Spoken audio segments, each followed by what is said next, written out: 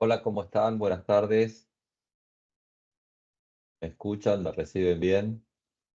Buenas Buenas tardes. tardes, ¿todo bien? Buenas Hola, tardes. profe. Profe. ¿Sí Buenas se tardes, sí se te escucha? escucha bien. Buenas, ¿todo bien?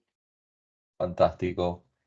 Bueno, como Hola, podrán profe. observar, el lunes 25 de marzo no puedo dictar clases, así que el próximo lunes eh, no se dictará la clase eh, y nos veremos presencialmente recién el 8 de abril, el lunes 8 de abril. No obstante, el próximo jueves 3 de abril sería la próxima clase,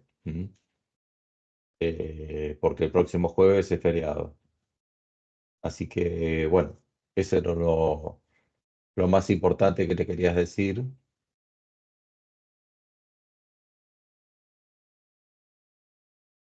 Y bueno, ya estamos.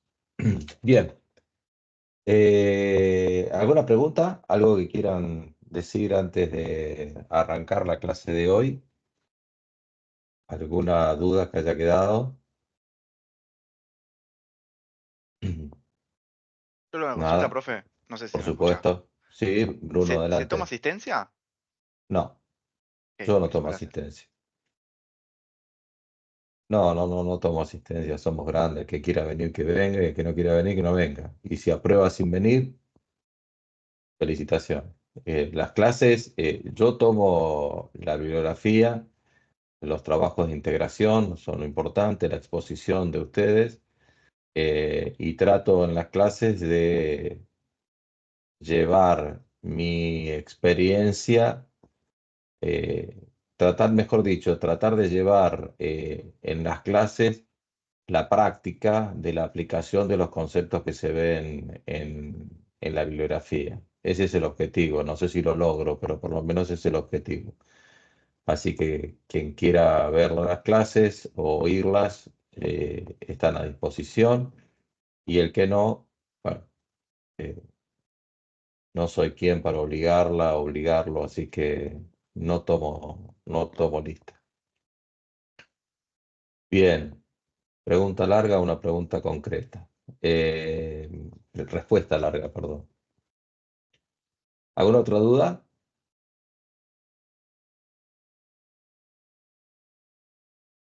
Bueno, vamos a arrancar.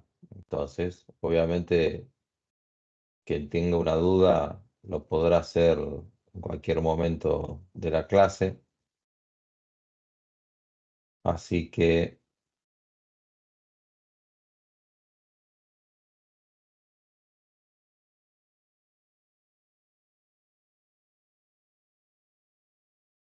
bueno, estoy haciendo un tiempito porque ahí ven sistemas administrativos curso 3. Lo estamos viendo todos, todas. Sí, sí. Sí. Buenísimo, excelente. Ahí estamos entonces, prestos a iniciar un concepto que es comportamiento organizacional. Comportamiento organizacional. Bien, muchos podrán estar pensando en este momento qué es esta historia de comportamiento organizacional. Yo me comporto de la misma manera en cualquier lado. Eh, pero bueno, no es tan así, no es tan así. Dentro de las organizaciones intervienen cuestiones que no es que en la vida fuera de las organizaciones no ocurran, sino que no ocurren con la intensidad de aquellas organizaciones que formamos parte, y donde planificamos nuestra carrera y nuestro futuro profesional, ¿no? Porque en realidad nosotros intervenimos en muchísimas organizaciones. Podemos pertenecer a clubes, podemos pertenecer a distintos tipos de organismos, eh, qué sé yo, organizaciones sin fines de lucro, grupos de personas que se juntan para ir a practicar deporte, etcétera, etcétera. Una serie de cuestiones que hay una serie de comportamiento organizacional. Estamos hablando específicamente en el ámbito del desempeño profesional, ¿no? Con lo cual, dentro de ese comportamiento vamos a ver que existen algunas manifestaciones que hacen que el estudio del comportamiento organizacional sea necesario realizar. Entonces, nosotros vamos a intervenir y vamos a trabajar con un factor, como ustedes están viendo, la organización. La organización no tiene forma. Nosotros le damos forma a las organizaciones para conceptualizarlas, para poder comprenderlas, para estudiarlas, pero eso no quiere decir que las organizaciones tengan forma. Van a encontrar mucha bibliografía donde se habla de estructuras y la estructura le pueden estar diciendo, bueno, estructura es una forma de la organización, está bien, perfecto, pero si ustedes entran a cualquier tipo de organización, ya sea cuando ingresan diariamente a la facultad, eh, la facultad no tiene forma. La única forma que podemos observar en las organizaciones es la disposición física edilicia, ¿no? Hoy en día, ni siquiera eso, ni siquiera eso. Existen muchísimas organizaciones que ya no comparten ni una forma edilicia. Hay un micrófono abierto por ahí.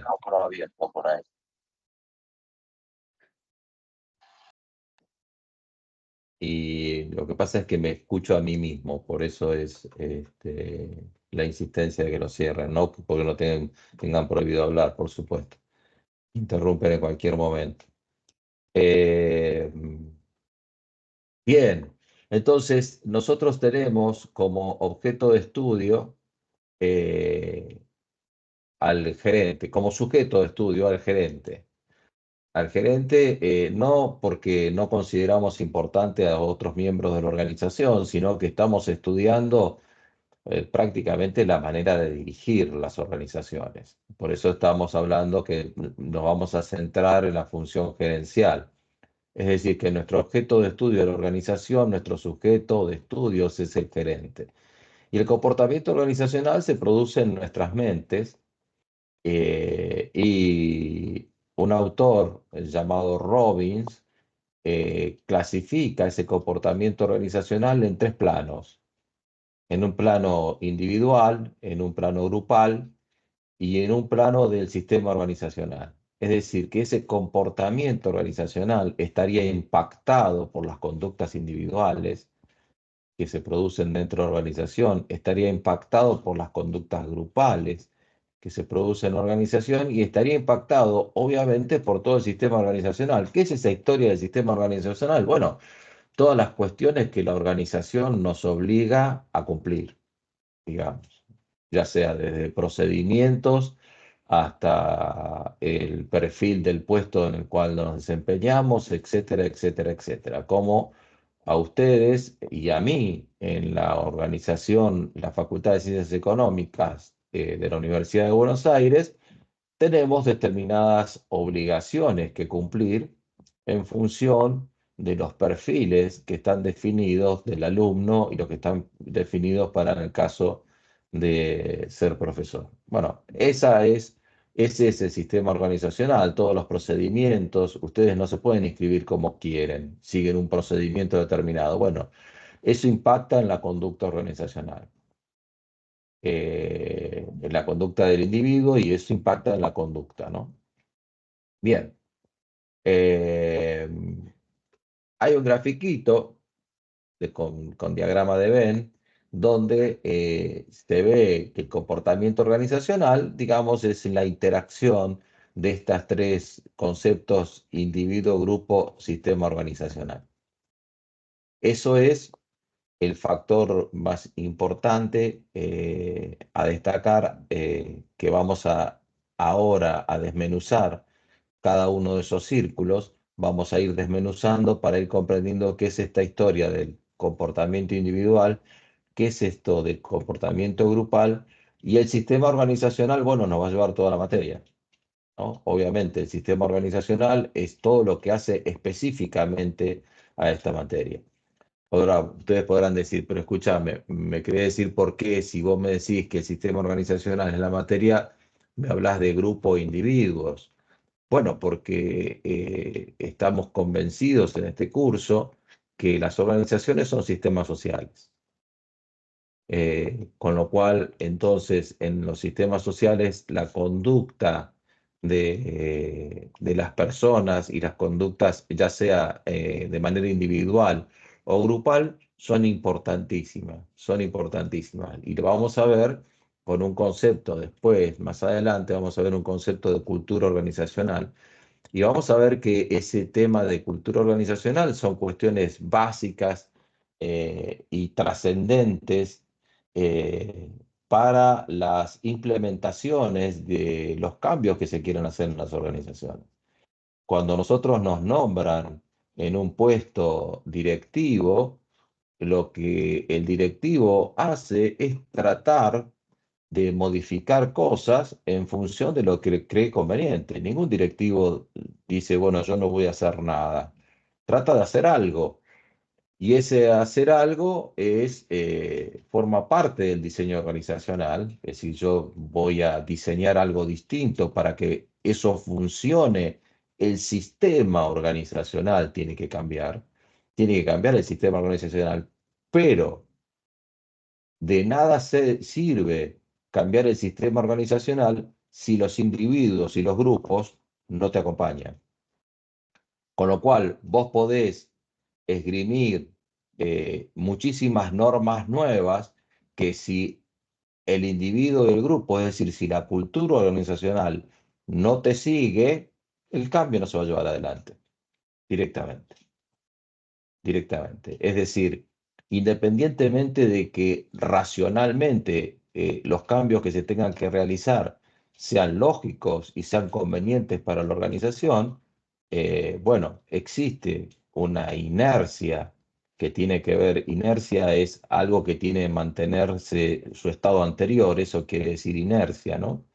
Es que cuando nosotros venimos en un colectivo, el colectivo frena y nosotros nos abalanzamos hacia adelante, eso es porque nuestros cuerpos vienen con la inercia de la velocidad y tratan de mantener su estado anterior, es decir, tratan de seguir para adelante. Eso es inercia. Eh, y en este caso, las personas, nosotros tratamos de seguir la misma historia en la cual estamos, no queremos que nos compliquen la vida, con lo cual, si el sistema humano no te sigue, si la cultura organizacional no te sigue, vos podés plantear muchas cosas lógicas, pero los cambios no salen. Eh, Ustedes me dirán, pero entonces hay que cambiar la cultura organizacional. Sí, pero eso lleva muchísimo tiempo. Y van a encontrar ustedes en la práctica muchas personas que trabajan exclusivamente en el ámbito del sistema organizacional. Entonces empiezan a hacer una serie de cambios y comunican el cambio y resulta ser que tiene efecto el 10% solamente. Bueno, justamente porque para el cambio hay que trabajar mucho con las personas. Y por eso consideramos que las organizaciones son sistemas sociales. De lo contrario, si las organizaciones no fueran sistemas sociales, sería muy fácil producir los cambios. Pero en ese caso estaríamos hablando de robots, no de personas. Y esto es independientemente si las personas están conectadas, interconectadas, si comparten o no el espacio físico. Hoy en día, las organizaciones, las grandes organizaciones, sobre todo las multinacionales, y no tan multinacionales también, organizaciones más pequeñas también, están tratando de tener un espectro de vínculos, de integrantes de la organización que puedan llegar a abarcar casi todo el día de trabajo. ¿Esto qué quiere decir? Buscan trabajadores en todo el globo, de manera tal de que tengan todos los usos horarios completos y con lo cual en las 24 horas del día se está trabajando en la organización. Sin embargo, las personas trabajan sus 8 horas. Con lo cual, esto se los digo eh, para ver cómo están funcionando hoy las organizaciones. Eh, las organizaciones pensadas con el trabajo de la oficina, como decía el filósofo Lee, que vimos en la primer clase, como dice, mejor dicho, el filósofo, todos tenemos a veces la fantasía de desempeñar nuestras funciones profesionales en el ámbito de las oficinas y bueno, hoy en día eso se está dando en algunas situaciones o en escasas situaciones. La gran mayoría de las personas hoy están en un trabajo mixto o en teletrabajo. Distintas modalidades hay, ¿no? Por supuesto. No hay una sola. Pero bueno. Ese es el ámbito donde estamos en el mundo de hoy. Ese es el ámbito donde tenemos que hablar de vínculos con las personas, motivaciones y ese tipo de cosas, y nos estamos viendo como nos estamos viendo hoy por una pantalla. Y ustedes dirán, pero a mí no me estás viendo, ¿no? Exactamente. Muchas veces en las organizaciones ni siquiera te ves el rostro en las pantallas. Algunas organizaciones generan encuentros, pero bueno, obviamente que dependerá de dónde están radicados esas personas. Así que, bien, esto es la introducción del por qué estamos estudiando comportamiento organizacional y vamos a empezar a ver ahora cada uno de esos círculos, vamos a empezar a ver el comportamiento individual, el comportamiento grupal y después empezaremos a dirimir, perdón, todo lo que es el sistema organizacional, que es, bueno, que es el objetivo de esta materia, el objetivo clave de esta materia. Pero bueno, vamos a hacer una salvedad, vamos a ver la cuestión del individuo con la salvedad que no somos especialistas en conducta de las personas, ni muchísimo menos, pero vamos a ver cuáles son los factores que intervienen fundamentalmente en la conducta de las personas, como para comprender y comprendernos mejor, para comprender mejor a las personas y para comprendernos a nosotros mismos mejor. Y bueno, arrancamos entonces con el comportamiento individual. Y el comportamiento individual, o la conducta individual, si ustedes quieren decirlo, está compuesto básicamente por 5 factores. En rojo ustedes ven los valores, en amarillo la aptitud, en lila la actitud, en un color azul más o menos la percepción y en verde la personalidad. Son esos 5 factores son los que intervienen en la conducta individual. Esto, todo lo que ustedes están viendo lo tienen en el apunte, así que digo, porque lo único que puedo llegar a decir es algún tipo de ejemplo que no está en el apunte, nada más. Bien, entonces vamos a empezar a desmenuzar estos 5 factores que intervienen en la conducta individual. Y el primero de ellos que habíamos descrito era valores. Y los valores tienen atributos y tienen conjunto de valores individuales. ¿Qué es esta historia de los atributos? Los atributos tenés atributos de contenido y atributos de intensidad. ¿Qué quiere decir esto? El contenido es qué es para vos, para tu conducta, qué es importante o qué no es importante. Y la intensidad es cuán importante es. Es decir, uno puede llegar a tener atributos de contenido lo suficientemente fuertes como para decir, yo en esto no me meto, digamos, por eso son fuertes, no ingreso. Por ejemplo, podemos estar hablando de cuestiones que rayan en lo que es el fraude empresarial, lo que se conoce como el fraude empresarial. Entre nosotros, el fraude empresarial es el choreo, ¿no? Para hablarlo en lenguaje de la calle, es el choreo. Hay algunas alumnas, tengo alumnas de intercambio, espero ser unas chicas que son francesas.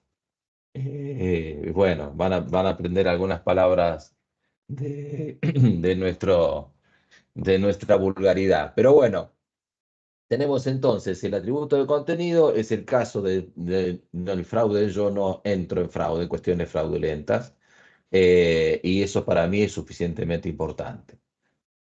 Esto es digamos, es un ejemplo extremo. En el medio hay miles o cientos de factores en los cuales nosotros podemos llegar a tener algún tipo de salvedad.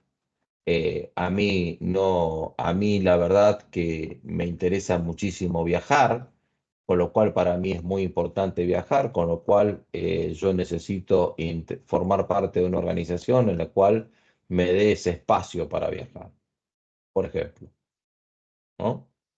Etcétera. Después tenemos los conjuntos de valores individuales, que son los valores terminales y los valores instrumentales.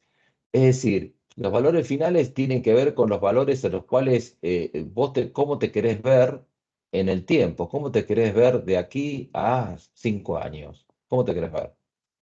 Y los instrumentales es qué estás dispuesto o qué estás dispuesto a hacer para verte de esa manera. Esos son los valores. Fíjate que tanto los atributos como los individuales, los valores individuales, los terminales e instrumentales son bastante parecidos, ¿no? Uno tiene que ver con los medios, los fines en sí mismos, es decir, qué estás dispuesta, qué estás dispuesto a hacer para hacer una carrera dentro de la organización. Bueno, ¿estás dispuesta a hacer determinadas cosas para ascender en la organización o no? Esto no quiere decir que para ascender haya que hacer cosas malas, no estoy diciendo eso, ¿eh? Solamente estoy diciendo que uno está dispuesto, uno puede decir, mira, al juego político dentro de las organizaciones no estoy dispuesto a intervenir. Bueno, va a ser difícil entonces que puedas crecer en una organización, porque la política, después lo vamos a ver al final de la materia, pero la política, el poder y la política son factores que intervienen muchísimo en el vínculo humano y ni hablar en las organizaciones. Por eso estamos hablando de comportamiento organizacional, porque depende de tus intereses, depende del poder que tengas, depende de tu capacidad de generar poder individual, es lo que te va a permitir crecer en las organizaciones o desempeñarte en las organizaciones. Dependiendo de la cultura organizacional, dependiendo de la cultura organizacional, el poder y la política van a llegar a ser más o menos importantes, dependiendo de la cultura organizacional. ¿Cómo se hace el poder y la política cuando estás vinculado a través de cómo estamos vinculados hoy de manera digital? Bueno, es todo un tema. ¿Mm?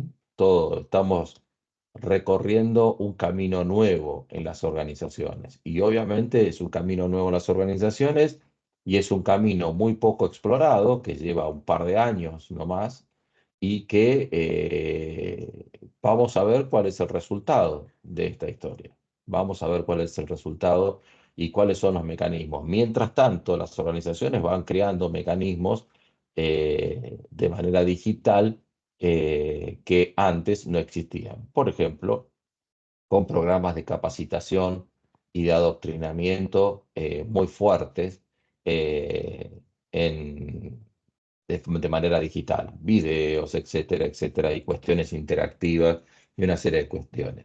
Fíjense que yo hablé de adoctrinamiento y capacitación. Son dos cosas distintas.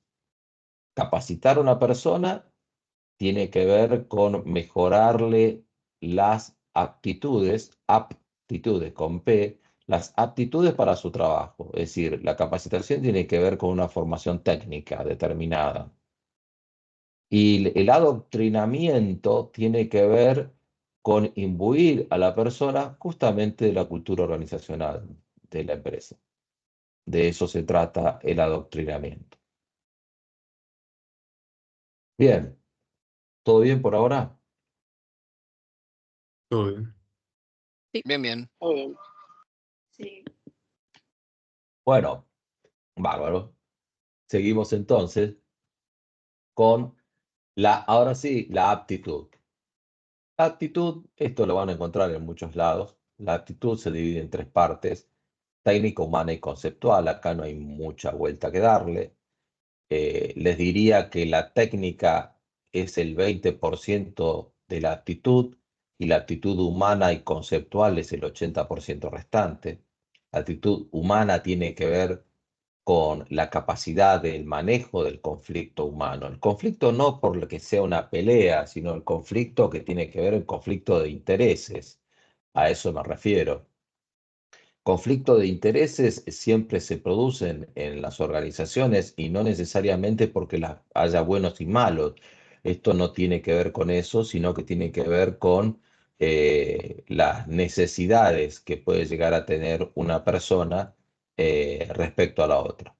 Por ejemplo, en una serie estaba el primer ministro, había habido, la serie se trataba de la siguiente tema: un submarino inglés había sido torpedeado por una nave desconocida y habían muerto 47, esto es ficción, ¿no?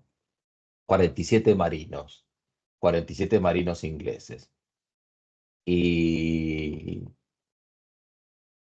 entonces, obviamente se produce una situación muy conflictiva en el Reino Unido, una situación de muchísima bronca por parte de los ciudadanos eh, hacia el primer ministro, porque cómo puede ser que se produzca un ataque así a una embarcación de bandera inglesa. Estaba el equipo del primer ministro reunido para ver cómo trataban el tema, y la reunión es interrumpida por el primer ministro. Entonces el primer ministro dice: ¿en qué andan? Bueno, estamos analizando la situación, estamos entre esta teoría, que no viene al caso que nos repita qué era, esta teoría con esta teoría y con esta teoría. Entonces calculamos que, bueno, que más o menos tantas horas, dice, y el primer ministro los interrumpe, dice: mientras ustedes hablan de teorías, yo tengo a 47 viudas que me están golpeando la puerta de mi oficina para que les dé una respuesta. Ahí ven las distintas situaciones que se generan en una organización. Las otras personas se tomaban el tiempo para analizar la situación y la otra persona no disponía de ese tiempo. ¿Por qué? Por supuesto, es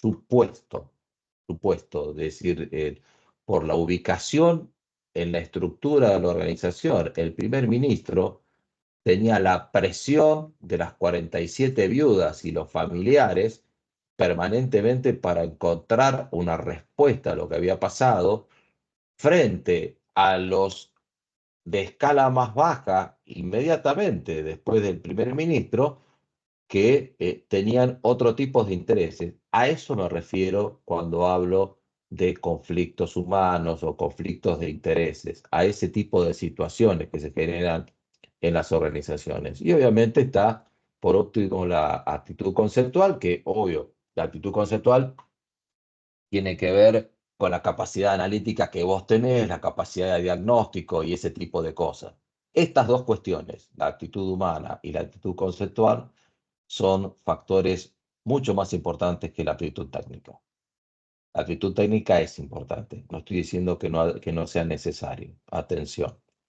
No estoy diciendo que no sea necesario, pero la aptitud técnica es el 20% de todo lo demás, porque todo lo demás es lo que te hace aplicar la aptitud técnica.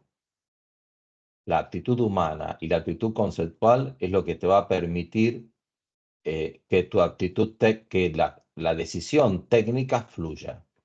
en las organizaciones. Esto, recuérdenlo, esto es un factor clave en lo que estamos viendo hoy. Y obviamente todo está vinculado con la cultura organizacional. Hoy en día, después vamos a ver cultura organizacional, pero hoy en día inclusive se vincula a la cultura organizacional con la estrategia de las organizaciones. Después vamos a ver lo que es un poco esta historia de estrategia, ¿no? Y vamos a analizar el tema de las estrategias de las organizaciones y qué es esto. Vamos a tratar de comprender lo que es eh, hacer una estrategia en una organización y no definirla de memoria y salir y decir la estrategia es tal cosa, sino comprenderla, que es lo importante, comprender las cosas más que acordársela de memoria. Para, si ustedes saben en qué libro hablan de estrategia, mañana se olvidan un poco la definición, pero no el concepto, y bueno, lo vuelven a leer, no hay problema eso. Para eso están los libros, para que se vuelvan a leer. Bien. ¿Alguna duda hasta acá?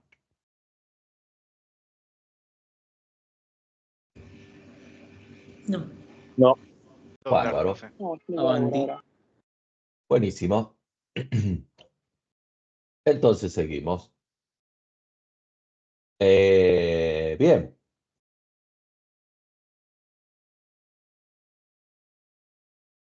Ahora sí, pasamos a la actitud. Generalmente, nosotros nos referimos a las personas con la actitud. La actitud es un tema que lo tratamos como si la persona ya tiene una actitud determinada y nada se puede cambiar sobre ese tema. Algunas cuestiones tenemos que no se pueden cambiar, pero juega la actitud en tres aspectos.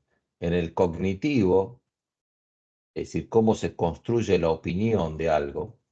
Cognitivo, cómo construís, cómo entendés lo que está pasando y cómo lo procesás. Lo afectivo, cómo te afecta eso que está pasando. Primero es cómo lo comprendés, que puede ser de manera incorrecta o correcta. Cómo te afecta, eso no hay reglas. Cómo te afecta. Como vos te sentís, no hay reglas. Eso va a depender de la situación. Y cuál es en consecuencia tu comportamiento por esa situación. Por ejemplo, no creo que se lea mucho lo que les voy por el cuadro que les voy a poner ahora, pero lo tienen en el apunte más claro. Yo se los voy a ir diciendo. Acá el cognitivo y la evaluación. Entonces, había un puesto vacante y resulta que tu jefe, en vez de dártelo a vos, se lo dio a otra persona al puesto vacante.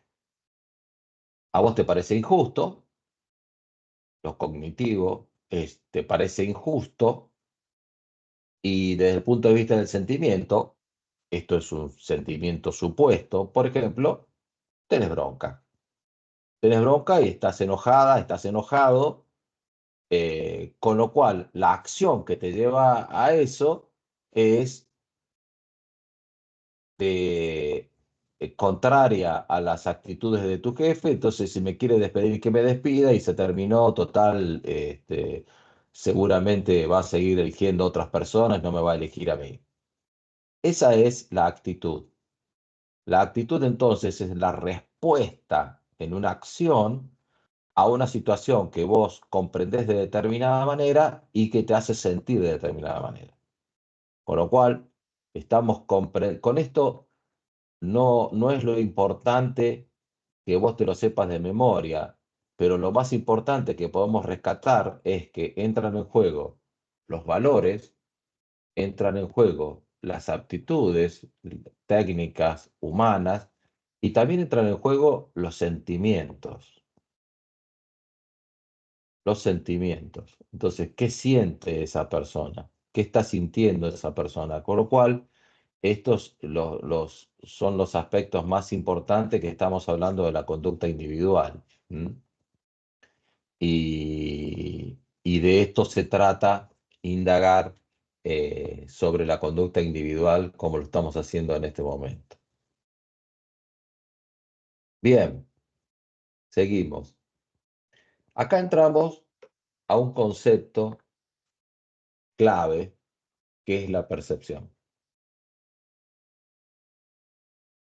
La percepción es una expresión sensorial de lo que ocurre en tu entorno. De lo que ocurre en tu entorno.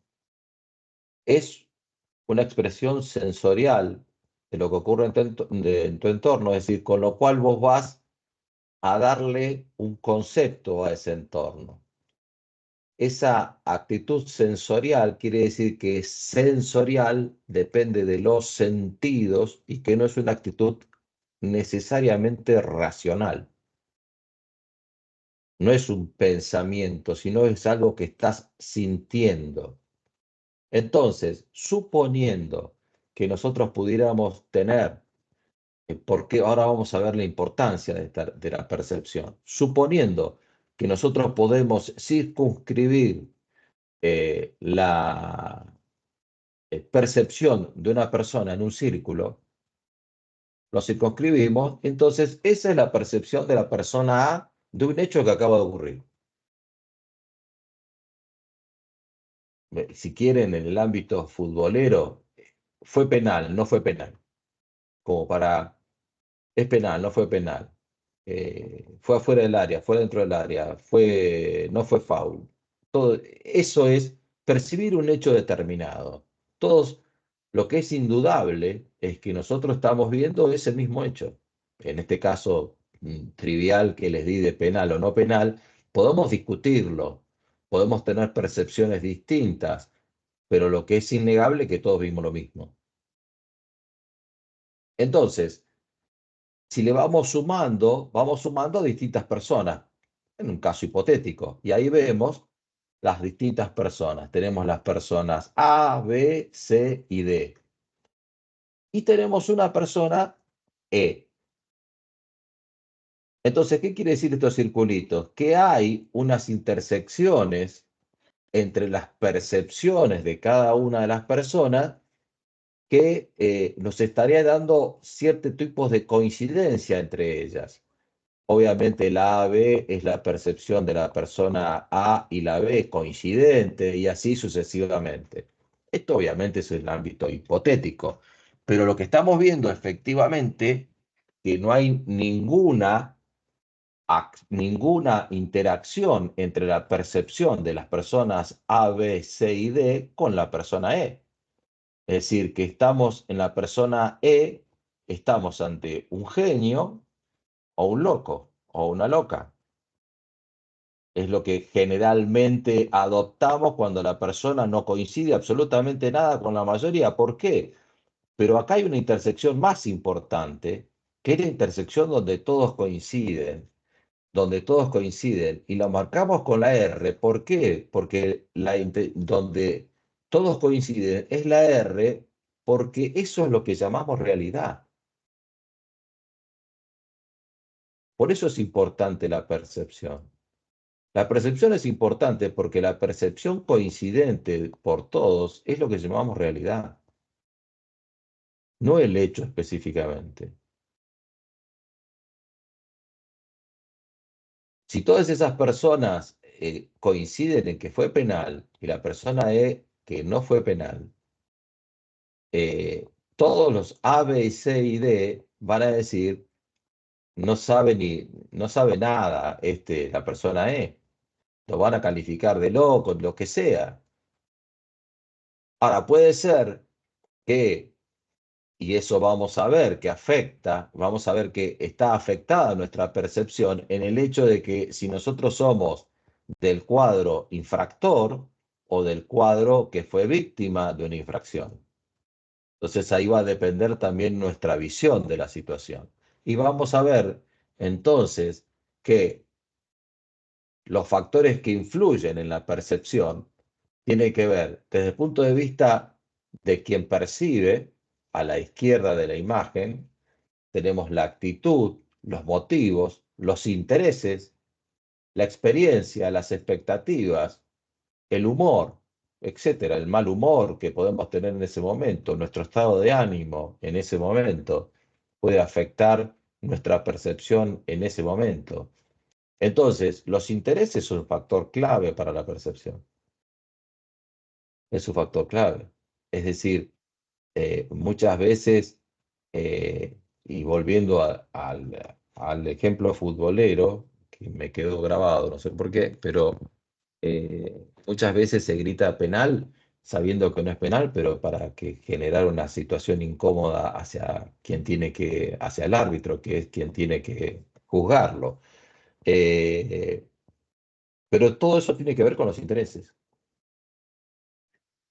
Entonces nosotros percibimos las situaciones y el objeto a percibir va a depender de la novedad, del movimiento que tenga el objeto, el sonido, el tamaño, la proximidad.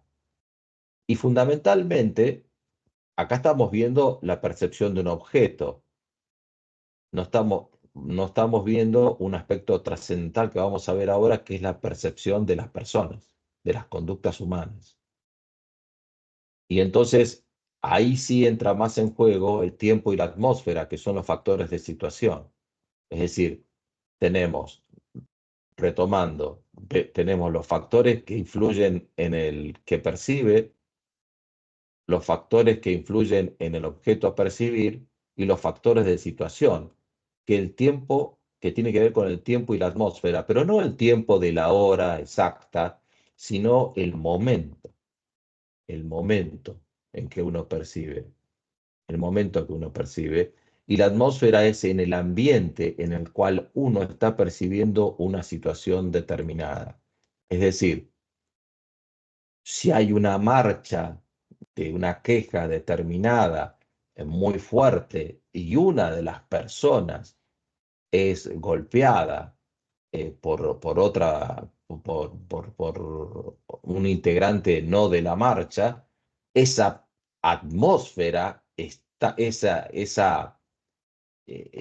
agresión que en otras circunstancias podría ser hasta dejada de lado, en esa atmósfera toma un aspecto totalmente distinto. Entonces, la atmósfera es un factor sumamente importante para la percepción. Y esto lo recalco porque la percepción no es solamente es importante a la hora de visualizar una situación, sino que la percepción es importante cuando nosotros queremos ser percibidos de determinada manera. Es decir, cuando tu comunicación tiene un objeto determinado, también entran en juego estos factores. Entonces, aprendemos la percepción para mejorar nuestra comunicación. Porque entonces, si vos querés comunicar algo, el tiempo y la atmósfera es importantísimo. Es un tema clave el tiempo y la atmósfera. ¿Es el momento para comunicarlo? ¿Está el clima para que te perciban en función de lo que vos querés decir? Entonces, muchas veces las comunicaciones fracasan porque no se mira eso, el tiempo y la atmósfera, y no se utiliza un lenguaje en función de la expectativa. Hay un factor también que en la persona que percibe, que es la cultura. Y no me refiero a la cultura del hecho de ser una persona muy leída o no leída, no, no, no, sino a su cultura en función de su educación, que la educación no es la instrucción. La educación tiene que ver cómo fue educada la persona. Entonces, si lo que nosotros podemos es estar diciendo cómo lo va a percibir esa persona en función de esa cultura. Por ejemplo, bueno, para ir a culturas más muy disímiles, si tenemos que comunicarle a alguien nacido en la India o nacido en Japón o nacido en China, donde tiene culturas muy distintas a las nuestras, donde no hay contacto corporal, donde nosotros estamos más acostumbrados a tener contactos corporales, etcétera, etcétera, etcétera. Entonces, ese es el factor y lo más importante, y por eso es que les recalco mucho el tema de la percepción, porque es muy importante a la hora de cómo queremos ser percibidos. Y cuando de ser percibido y de percepciones de personas se trata, vamos a encontrar un cuadrito. No es muy feliz el color que he elegido, que posiblemente no lo lean, en el apunte sí se lee perfectamente, pero son simplificaciones que utilizamos para juzgar a las personas. Eh, y vamos a ver algunas de ellas. Eh, una de ellas es el efecto halo. El efecto halo es tener una opinión de las personas por una sola de las características. Este está vestido de saco y corbata y de traje. Chao. Este tipo no me gusta. Eso es un efecto halo, que no necesariamente parte de un concepto. Ahí ven cómo funciona la cultura, porque más de uno podrá decir, a mí no me causa nada que venga una persona de saco y corbata. Bueno, perfecto, pero a otros sí, o a algunos no, etcétera, etcétera. El estereotipo tiene que ver con juzgar a las personas por el círculo social en la cual intervienen, con la cual forman parte. Uy, aquella persona eh, es chilena. Aquella persona es peruana. Aquella persona es de tal organización. Aquella persona es de auditoría, etcétera, etcétera. Ya tenemos, preestablecemos nuestra percepción, ya está contaminada por esa cuestión, que son atajos que nosotros establecemos consciente o inconscientemente a la hora de percibir. Y el efecto contraste, este es muy importante a la hora de querer ser percibida o percibido. Y el efecto de contraste tiene que ver con atención, con lo que ha ocurrido hace muy poco tiempo. Lo que esas personas en las cuales vos le estás comunicando algo les ha ocurrido muy poco tiempo. Yo les voy a explicar, les voy a contar una situación personal que he vivido. En un momento determinado, no hace mucho tiempo, eh, una empresa me contrató para planificar la estrategia e implementar la estrategia. Y se hizo un evento interno dentro de la organización en el cual se hicieron una serie de cuestiones y cada uno de los sectores iba a trabajar sobre la estrategia. No viene al caso eso. La cuestión que era un evento interno. Dentro de ese evento interno vino una persona triatlonista y que practicaba lo que se llama Ironman, y esa persona es ciega y sorda. No lo era de nacimiento, no lo era de nacimiento. Entonces esta persona en este momento se ocupa de dar charlas motivacionales en las empresas, también además de practicar esa disciplina siendo ciego y sordo. eh, con lo cual obviamente quedó ciego y sordo por una enfermedad que no sé, no recuerdo su nombre, y fue a dar su testimonio en la empresa. Y cuando estábamos organizando el evento, me dijo, bueno, esta persona va a dar esta charla y después Roberto, por mí, vas a entrar y vamos a hablar de la estrategia. Y yo le dije, no, yo no puedo hablar después de que una persona da un testimonio semejante.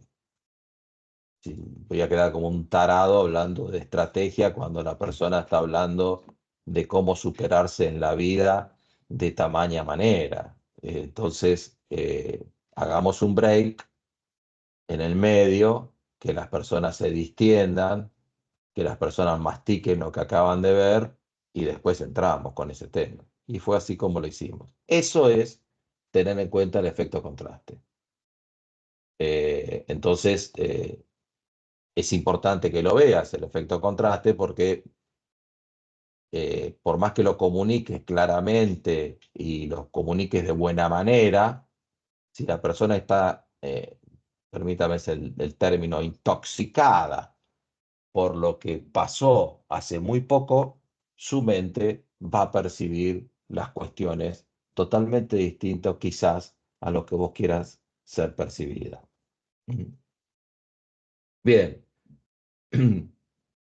Por último, entramos en el campo individual a la personalidad, y la personalidad podríamos decir que es la manera que la persona reacciona ante la conducta de otros e interactúa con esa conducta. Es decir, que la personalidad es un poco aquella que juega con los otros 4 factores que estuvimos viendo en una manera determinada, y en función de lo que recibe, del exterior, interactúa con las personas. Es lo que controla de determinada manera cómo utilizamos los valores, nuestra actitud, nuestra aptitud y nuestra percepción, y es nuestra personalidad.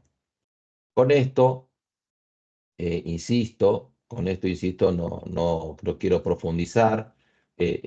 Hay estudios de psicología que hablan que la inteligencia podría estar formando parte de la personalidad.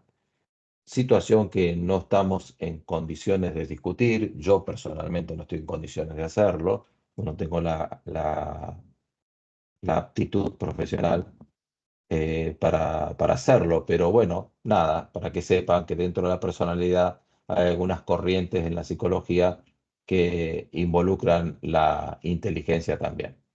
Y ustedes van a tener ahí en el apunte una serie de dimensiones básicas de la personalidad. Entonces esto va a servir, las dimensiones básicas, por ejemplo, la última dice meticulosidad. Una persona meticulosa, que es una persona persistente, etcétera, eh, depende para lo que vos estés buscando, un puesto para la organización. Una persona meticulosa obviamente lo vas a estar buscando para una función más administrativa o de tesorería, etcétera. Y una persona más de extrovertida, que es la segunda, extroversión, lo vas a necesitar más en funciones comerciales, donde son más sociales, etcétera, etcétera, etcétera, más sociabilidad, donde haya mayor sociabilidad. Y bueno, vas a requerir que que sea más extrovertido. Esa es la personalidad, para que veas más o menos para qué se utilizan las dimensiones básicas de la personalidad. Bien.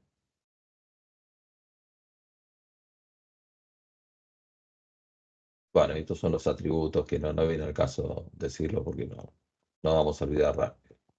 Ahora vamos a entrar a grupos. No sé si tienen alguna pregunta. Si no tienen, nada, no hay problema. Y si tienen, es momento de hacerla también. No, no por mi parte. Bárbaro, muchas gracias. Bueno, acá tenemos un tema con grupos, porque nosotros después vamos a ver equipos de trabajo, ¿no? Y ustedes van a encontrar mucha bibliografía donde grupos y equipos son sinónimos. Bueno, para nosotros no.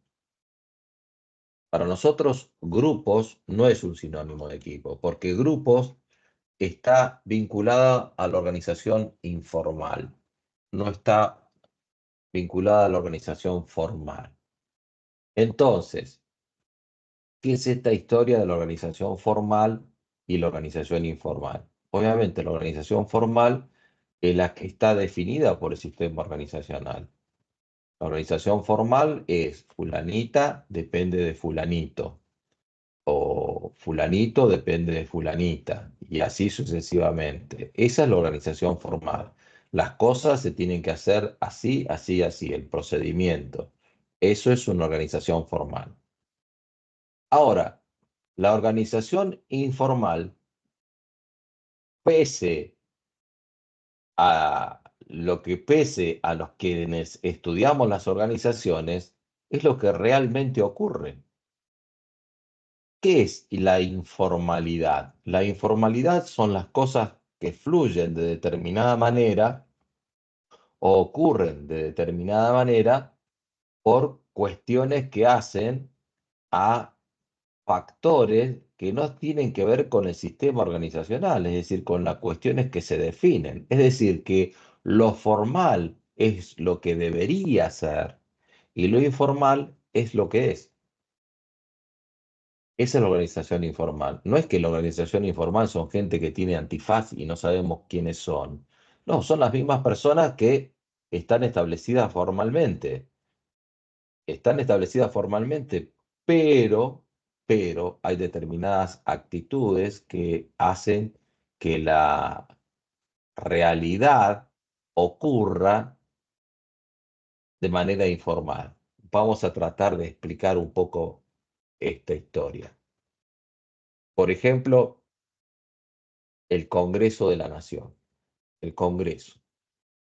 El Congreso llega, todas las negociaciones que se realizan dentro del Congreso no están establecidas por el sistema organizacional. Las presiones, las charlas con los gobernadores para que presionen a sus propios representantes de los partidos, las charlas con los partidos políticos, las discusiones, etcétera, etcétera, que se van generando en el ámbito en oficinas, los bares, una serie de cosas, son cuestiones informales. Pero a la hora de votar una ley, a la hora de votar una ley determinada, se utiliza el sistema formal de votación. Y formalmente se establece una ley sobre la base del mecanismo estricto, y ahí entran a jugar las instituciones del mecanismo estricto que tiene que ver con la manera de que se sanciona una ley en el Congreso. Entonces, como podemos ver, las organizaciones, la organización informal y la organización formal están entrelazadas, están entrelazadas. Las dos funcionan simultáneamente, pero la que opera permanentemente y que se va moviendo permanentemente es la informalidad. Obviamente, ahí está también la cultura organizacional interviniendo muy directamente en ese aspecto. Recién me estoy dando cuenta que hay un chat, no sé lo que dice. Perdón, no lo había visto el chat. Sí, la bibliografía, ustedes tienen descrito en la bibliografía que dice apuntes o libro. Esto todavía no entramos a ningún libro, esto está puesto en el apunte que se llama comportamiento organizacional, específicamente. Así que, perdón, no había visto el chat. Ahora sí.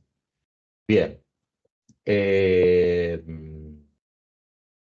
Esta es la historia de la organización informal y los grupos para nosotros es organización informal. Lo vamos a ver de esa manera.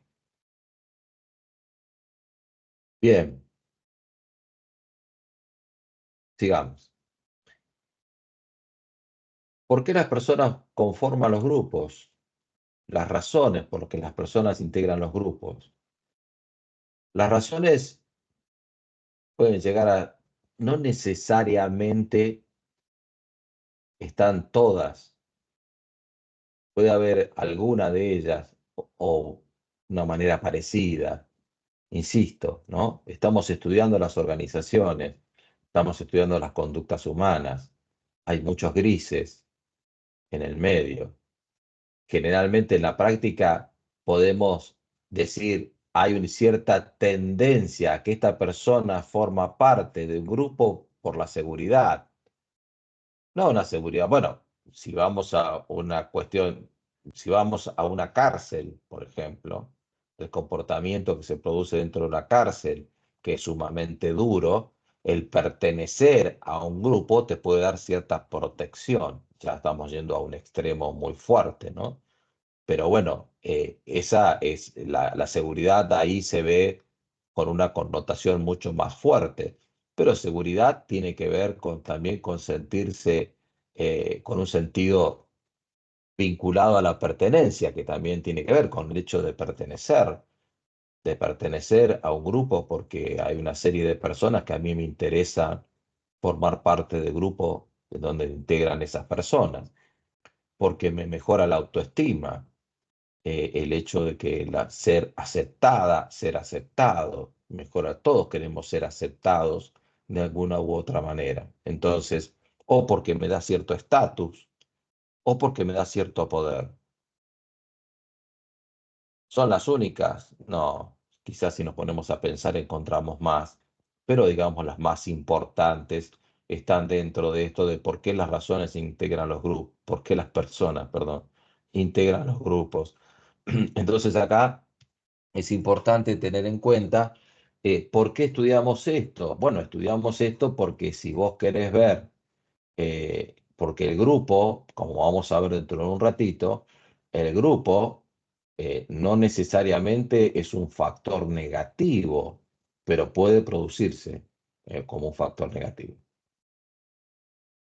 Es importante tenerlo en cuenta. El grupo no necesariamente, al contrario, a veces el grupo puede facilitar un grupo de personas que se junta para hacer un after office y puede facilitar el vínculo de las personas.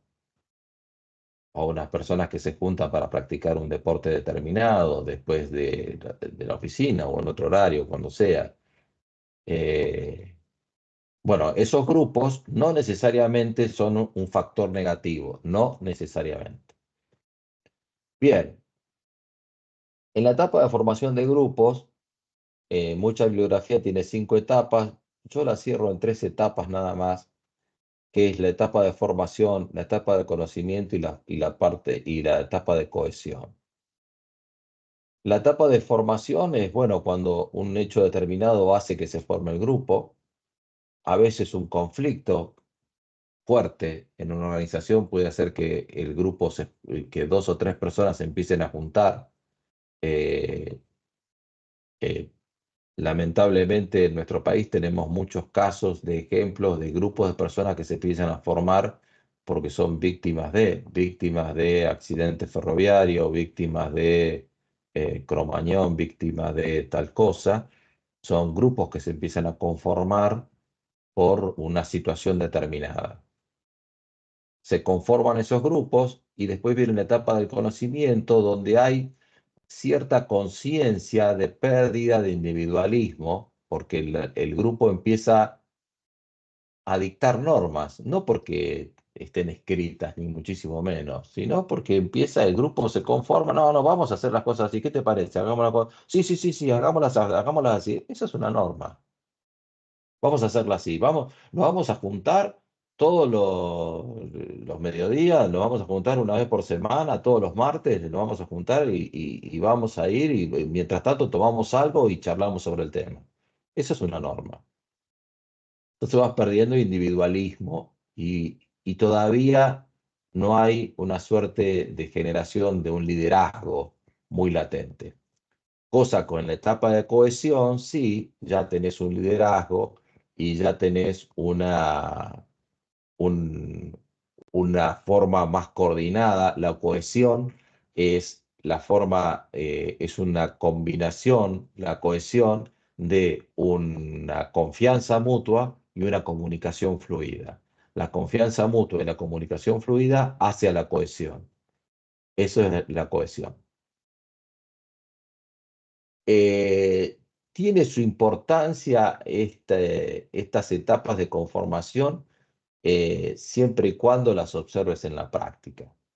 Para decirlas de memoria y describirlas de memoria, bueno, no nos sirven de mucho. ¿Por qué sirven en la práctica? Bueno, para saber cómo está el estado del grupo. Si el grupo ya tiene un liderazgo o no tiene liderazgo. Entonces, para estas 3 etapas, ya te viene la práctica. Cuando vos encontrás un liderazgo en el grupo, ya estás diciendo, guarda, que esto es un grupo que está conformado de hace un tiempo. Nadie te va a decir si es hace 6 meses, un mes, 2 meses, pero está conformado. Es decir, es un, es un grupo cohesionado ya. Atención, no quiere decir, insisto, no quiere decir que sea negativo, pero atención, es un grupo cohesionado alrededor de una figura de un liderazgo. Entonces, atención que eso se puede llegar a producir alguna situación en la organización que no sea positiva. Y entonces, ahí sí lo vemos en el grupo,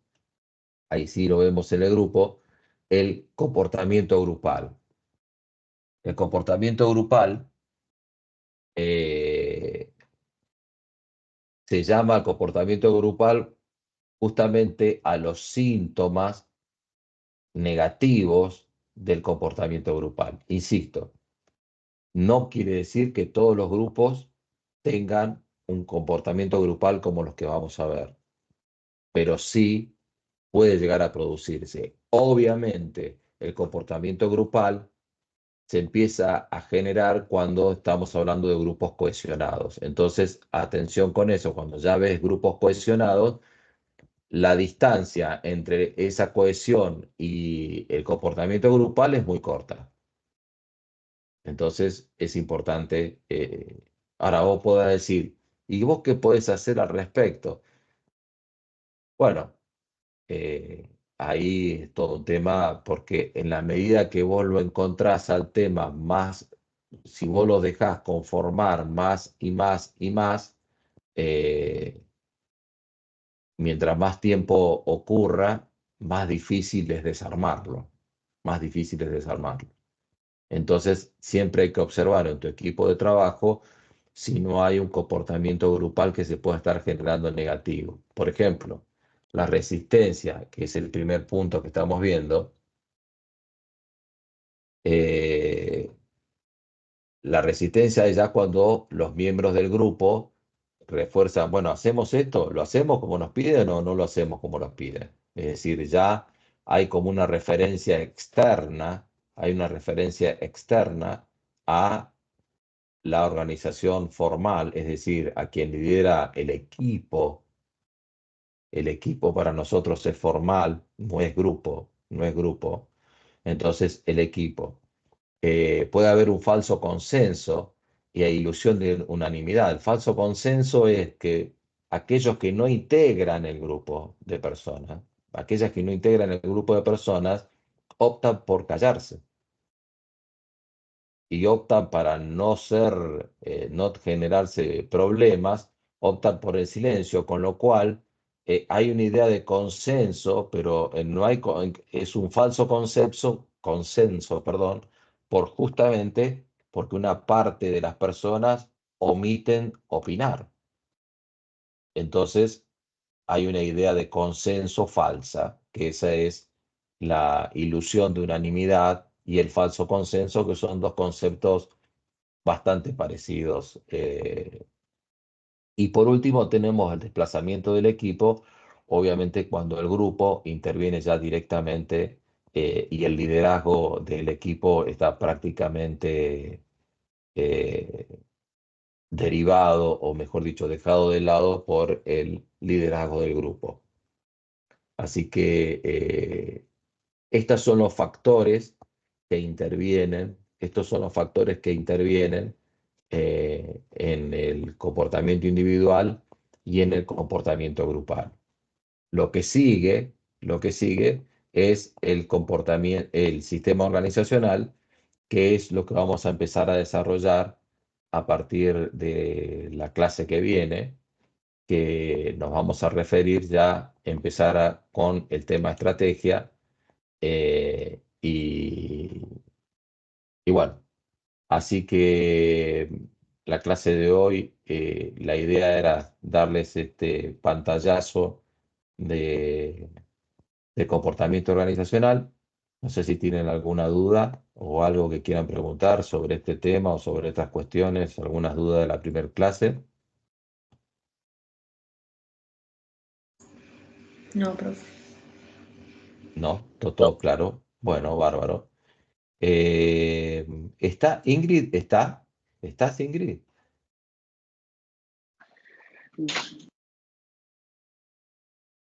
No, Profe, de la clase no tuve ninguna duda, pero quería hacerle consultas administrativas, ya que la primera clase estaba completamente enfermo y no pude asistir. decime. Primero, asistencia, toma. No, yo no tomo asistencia. Perfecto. ¿Y cómo se van a tomar los parciales o cómo es la forma de tomar en el cuatrimestre? Bueno, ahí te pediría que hables con tus compañeros, pero tenés que formar grupos porque son trabajos de integración. El trabajo de integración está subido, ya las consignas están subidas a las actividades en el aula virtual, o bueno, acá no se llama el aula virtual, pero bueno, en el aula, así que ponete ya al tanto con tus compañeros. Ahí están preguntando si hay grupo de WhatsApp, ya podrían trabajar con eso y verlo porque es muy largo el trabajo de integración. Hay que hacer un trabajo de integración y que fue explicado en la primera clase y cualquier cosa lo vuelvo a explicar de manera presencial porque acá se va a hacer muy largo ahora. Pero preguntarle a tus compañeros que te van a clarificar el tema. Hay que formar grupos de 8 a 10 personas. Perfecto, muchísimas gracias. No, por favor.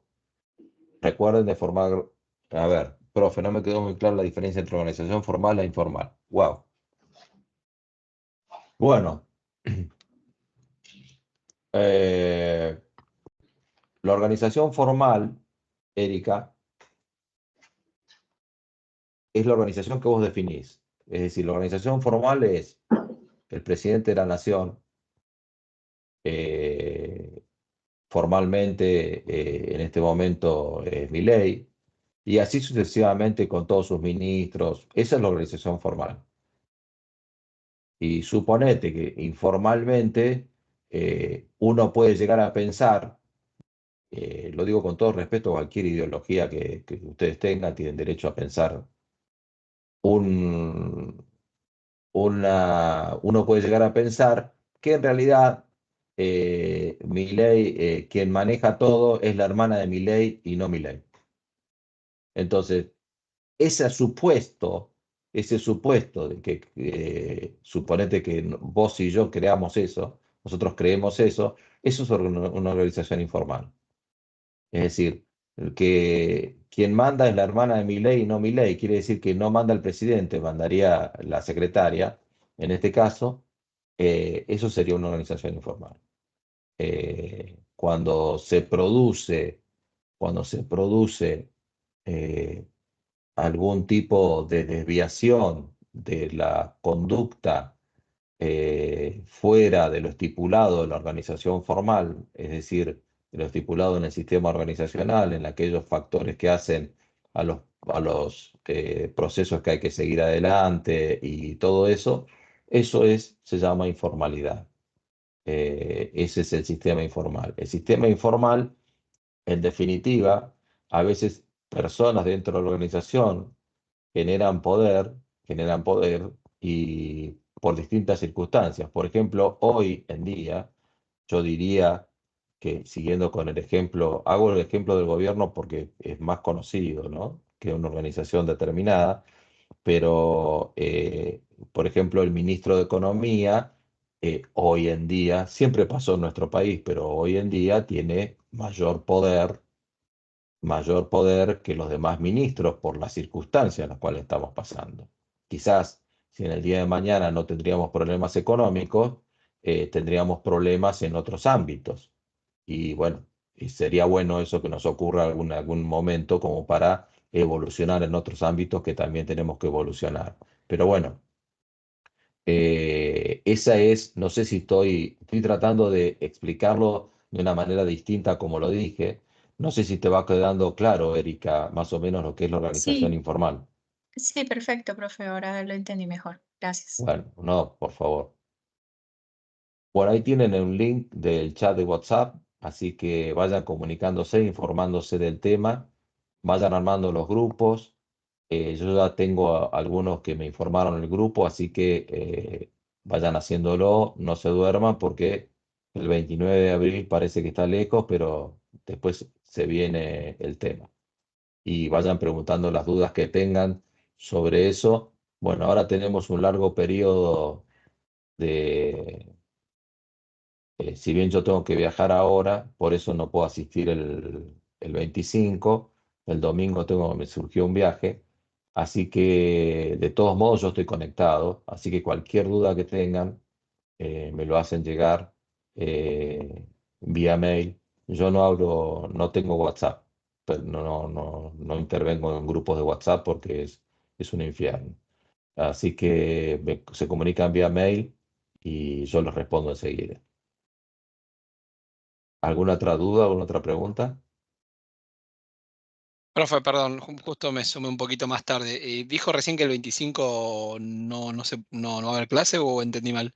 No, entendiste bien, el 25 no hay clases. Yo de todos modos les voy a enviar un mail Ok, informándoles esta situación, pero el 25 no hay clases porque justamente viajo. ok. Gracias. No, por favor. Así que es importante eso, tengan en cuenta siempre, estén pendientes del mail porque yo por esa vía les informo. ¿Mm? ¿Alguna pregunta más? La conformación de los grupos se lo enviamos a qué mail, profe. Ahí si ven las consignas, hay que subirlo como un trabajo. Si no, me lo mandan al mail que yo les informé en clase. El mío lo tienen que ver cuando yo les mando, cuando les Las mandé el link de esta. notificaciones. Claro, ahí lo Sí. ven a mi mail. Te digo porque es muy largo, ¿no? Es RB 60 y 14, 428, Sí, el del campus. 459. Exactamente, el del campo. Ok. ¿Mm? Así que, bueno, me envían ahí, yo lo recibo en mi teléfono, así que les contesto enseguida. Ya tuve contacto con varios compañeros de ustedes, así que no hay ningún problema. Exactamente, y Matías está diciendo que aparece en mi perfil de campus el mail. Así que, bien, ¿alguna pregunta más? Yo no tengo problemas, ¿eh? Así que si quieren, si necesitan alguna aclaración o algo, yo estoy a disposición. Lo que pasa es que de manera online dar la clase es mucho más pesado que de manera presencial. Así que por eso la doy un poco más corta. Bueno, si no hay más preguntas, las y los libero. Nos estamos viendo recién el jueves 3 de abril. El jueves 3 de abril. Así que, bueno. eh, que la pasen bien y cualquier duda nos comunicamos. Gracias. Chao. Gracias, Hasta luego. profe. Chao, profe. Chao, profe, Gracias, gracias. profe. Chao. Profe. Gracias. Buen fin de buen viaje. Igualmente, gracias. Chao, profe.